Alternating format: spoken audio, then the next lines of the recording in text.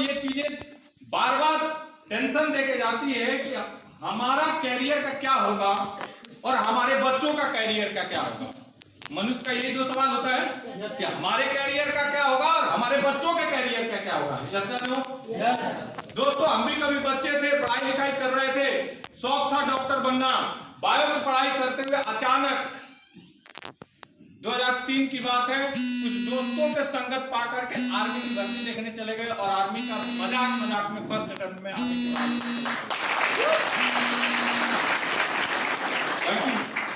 जब सेलेक्ट हो गए तो ऐसा होता है कि जो लेकर के गए थे कि तेरी हाइट बड़ी है चल, 10 गए थे, 9 छट गए और मैं सेलेक्ट हो गया। तो जानते हैं दोस्ती में क्या होता, गाली पड़ती है, लाया इसको बेकार।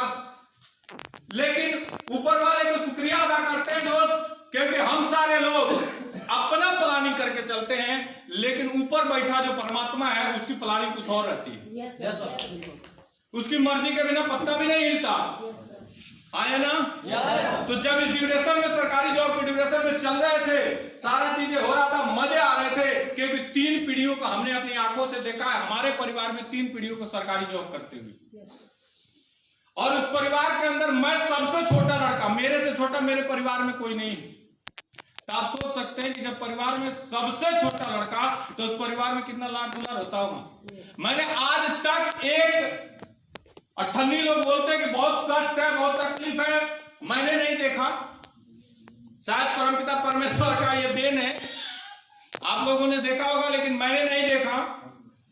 तो ये सारी चीजें जब चल रही थी, अचानक इसी ड्यूरेशन में ये चीज आई एमएलए मिनिस्ट्री मेरे लाइफ के अंदर।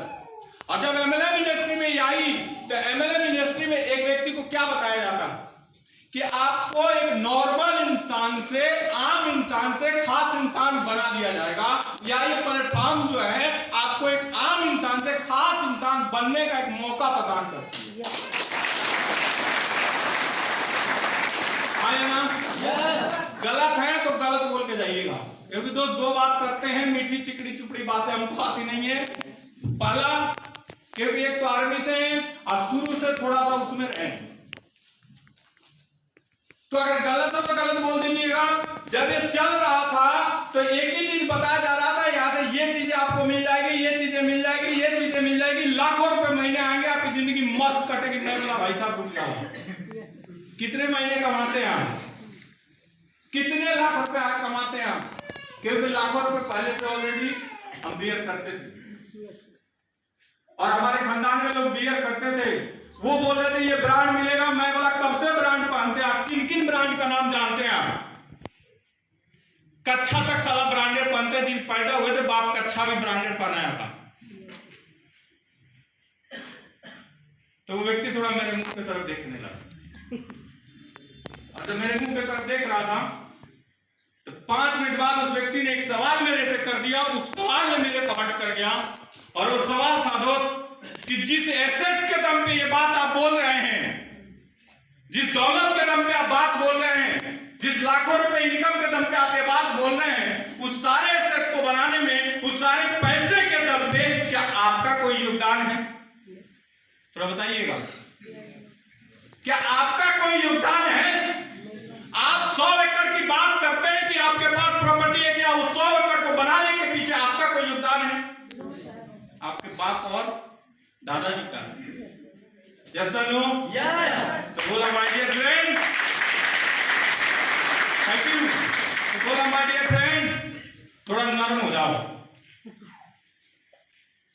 और एक पंक्ति निकाला और एक बुक के अंदर 2 वाक्य पढ़ाया। उस वाक्य ने मेरे को झकझोर के रख दिया, और उस वाक्य में एक बात था कि दोस्त, प्रॉपर्टी, बाप के प्रॉपर्टी पे कोई भी उछल लेता, कोई भी बाप के नाम से अपना नाम बना लेता है, और आप बाप के वजह से आपकी पहचान हो जाती है। लेकिन असली मर्द और असली लड़का और असली आप पुत्र कहलाने लायक तब होते हो दोस्त, जिस समय लोग आपको ये बोलते हैं कि ये जो है फलाने का पिताजी है या फलाने की मां।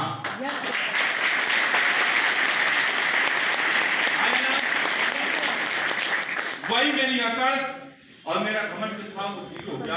और उस दिन से मैं अपने आप को जीरो मान लिया, क्योंकि क्यों मेरे पिताजी का है, मेरा बपौती है, मेरे से कुछ छीन है ना। अब आज से जो रियल एस्टेट तैयार करेंगे, हम तैयार करेंगे। और उस दिन से एक प्रण लिया गया कि लोग बोलते हैं कि हमारे परिवार में ये चलन नहीं था, है ना। चलन की बात होती है, लोग बोलते हैं ऐसा हम जानते नहीं थे। अरे दोस्त ये देखो, आप जिस दिन पैदा हुए थे, क्या आप कच्छा पहनना जानते थे? क्या आप कब बोलना जानते थे? नहीं जानते थे। और वही समाज था, वही रिश्तेदार थे, वही भाई थी, वही बहन थी, जो लोग एक ही बात पढ़ाते थे कि बढ़िया पढ़ लिख जाना, बढ़िया थोड़ा सा अच्छा पढ़ाई कर लेना, नौकरी लग जाएगी, जिंदगी मस्त कटेगी। और यही भूत मेरे को सवाल था। मैं इस पे जज किया। जज करने के बाद एक चीज आई कि अगर सरकारी जॉब की बात किया जाए तो एमएलएम इंडस्ट्री में मैंने एक चीज देखा कि लोग बोलते हैं कि बहुत काम करना पड़ता है, बड़ा मेहनत करनी पड़ती है। आया ना, आया ना, मेहनत करनी पड़ती है। आइए सरकारी जॉब पे, कितने सरकारी जॉब वाले हैं जो जॉब ज्वाइन करने के बाद 10 दिन अपने घर पे बैठ गए, गवर्नमेंट उनको पैसा दे दी। बताए आप, आया ना। प्राइवेट जॉब वाले कितने ऐसे प्राइवेट जॉब वाले हैं जो ज्वाइन करने के बाद 10 दिन अपने घर पे बैठकर प्राइवेट जॉब वाला उनको पैसा दे दिया। दिया क्या सर? बहुत कुछ पढ़ लिख के महीनों महीने अपना जी हजूरी करके, बॉसगिरी सुन के, और 1 तारीख को पेमेंट आता है, आया ना। इस एमएलएम इंडस्ट्री में आने के बाद हम ये बोलते हैं सर हमारे पास पेमेंट तो आया ही नहीं, इतना दिन हो गया हमारे पास पेमेंट। तो उस जॉब को पाने के लिए सबसे पहले क्या तैयार किया गया था सर? माहौल। क्या तैयार किया गया था? माइंड में क्या डाला गया था? जॉब। प्रोफाइल क्या तैयार की गई थी? जॉब। हर जगह एक ही चीज तैयार किया गया था। क्या तैयार किया गया था? जॉब। और जब इस इंडस्ट्री में आते हैं तो इस इंडस्ट्री में आने के बाद एक चीज हम लोग को एक नया जब मिलता है ना, जब टूटता है कोई श्रृंखला, जब कड़ी, तो आवाज तो आएगी ना। इसीलिए कुछ लोग आवाज थोड़ा ज्यादा करते हैं, बनबनाते ज्यादा है, जैसे विनोद सर बोल रहे थे, समझ गए। और जब बनबनाते हैं, जब सहन नहीं होता है तो लोग ब्लेम करते हैं कि फलाने आदमी ने हमको फंसा दिया। ऐसे ही बोलते हैं, बोलते हैं ना। तो जब हम पेंशन आते हैं, पेंशन आने के बाद एक ही चीज लोग बोलते हैं कि हम सिक्योर है सरकारी जॉब में। मैं आज बिल्कुल क्लियर करता हूं, सोचे होंगे कि नहीं सोचेंगे, आप सोच लीजिएगा। जिस दिन आप पेंशन आते हैं, 2004 के बाद पेंशन हो गई बंद। पेंशन आने के बाद जब तक आप जिंदा हैं आपको मिलता है, आप नहीं हैं आपके मैडम को मिलता है। लड़का 18 साल से कम है उसको मिलेगा, 18 साल से ज्यादा उसको नहीं मिलता। यानी एक पीढ़ी को भी हम सिक्योर करके नहीं जाते, आया ना। 3 पीढ़ी को देख रहा हूं गवर्नमेंट जॉब कितना। मैं सेंट्रल गवर्नमेंट का कर्मचारी रहा हूं, सेंट्रल गवर्नमेंट का कर्मचारी रहते हुए एक पीढ़ी को सिक्योर नहीं कर पाते। जब आपके बच्चे को फिर से दोबारा अगर एम्प्लॉय बनना पड़े, जॉब लेना पड़े, फिर से जीरो से शुरुआत करना पड़ता है, आया ना। शुरुआत करना पड़ता है। लेकिन इस इंडस्ट्री में आकर के जिस दिन आप ये धरती छोड़ करके जाते हैं तो एक आईडी छोड़ करके जाते हैं जो अमर रहता है, और आपकी टीम रहती है, वो जब जब काम करती है आपके घर में लगातार पैसे भी कमाते जाता है, पैसे भी कमाने जाता है, और आप पीढ़ी दर पीढ़ी अमर रहता है। पुतली बनाने की जरूरत है क्या? बोलिए, नहीं है। तो दोस्त आज से कुछ समय पहले एक शख्सियत से मुलाकात हुई और उन्होंने ऐसा बिलीव दिलाया, ऐसा विश्वास दिलाया कि अमित सिंह जी यहाँ से अगर काम करते हैं तो आने वाले समय में लगातार लोग जैसे सीमेंट ले रहे हैं आपके पास में भी आ जाएगा। और आज बड़ा खुशी होती है कि इस बॉस से भी फ्री हो गए और लॉस से भी फ्री हो गए, सरकारी जॉब को भी रिजाइन किया और आज फुल टाइम इस बिजनेस को कर रहे हैं। तो वो लोग कोई एक दूसरे नहीं थे। आज हमारे और आपके बीच में बैठे हुए मिस्टर अविनाश कुमार गुप्ता सर थे, जो लगातार फॉलो पे फॉलो फॉलो पे फॉलो फॉलो पे फॉलो कर करके एक दिन गाड़ी को बुलाया।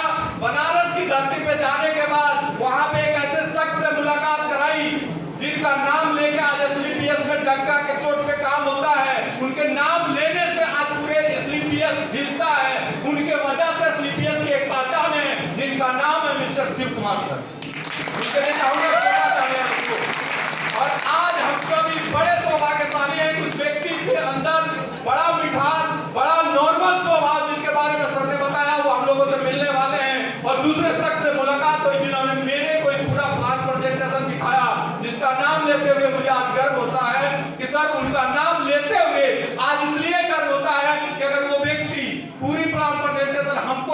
आते तो शायद ये सीपीएस मेरे को भी समझ नहीं आता, क्योंकि ऑलरेडी 5 साल 6 साल एमएलए इंडस्ट्री को दे चुका था, ऑलरेडी एक डायमंड के लेवल पे था, पैसे कमाए थे।